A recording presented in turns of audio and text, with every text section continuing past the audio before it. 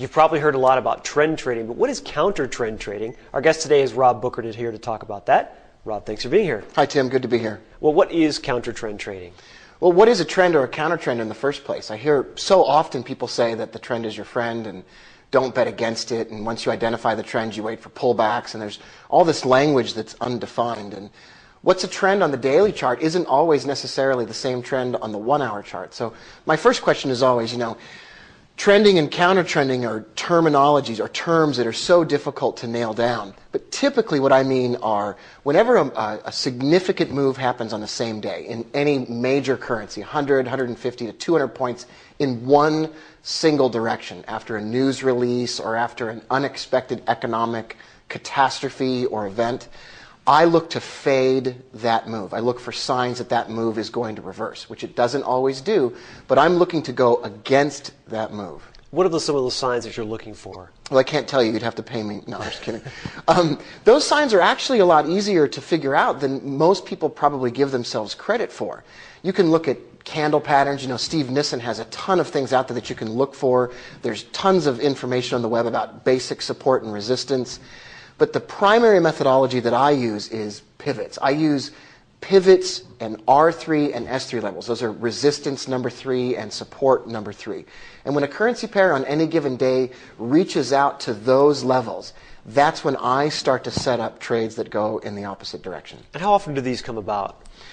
3 to 4 times a week on some currency pairs like the pound yen, which I call the Orient Express, right? It's the currency pair that likes to smoke crack on, most every weekday, and it goes out of control. So most of the time, it's those major volatile pairs, the euro yen, the pound Swiss, because they can set up trades on a very regular basis, and they can snap back and forth quite fast. The euro dollar, the Australian dollar, some of those slower moving currency pairs, they really don't set up that many trades. And could this strategy be the entire strategy for all of your trading? Do you have to be patient and wait for these trades and just trade 3 or 4 times a week?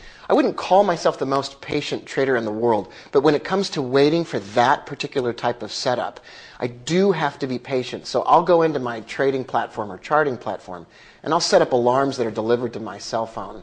And those alarms, once delivered to my cell phone, alert me that a currency pair has reached those extreme levels and is ready for a pullback. And then I'll find my way to a computer or use my phone or my iPad, log in remotely, set up the trade, and then I got to leave it alone. A lot of the traders, I think, seem to feel like they need to catch that explosive move rather than the counter trend of it. Right.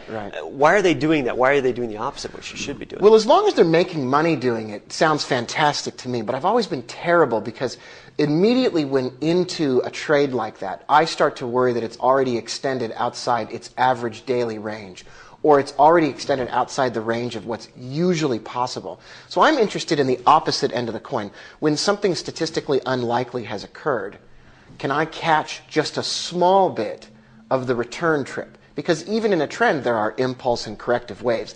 And I don't even want the full corrective wave. I just want a small piece of that correction. And then I'll let those trend traders do whatever magic they can do and stay in those trades for as long as they possibly can. Rob, thanks for your time. Thanks.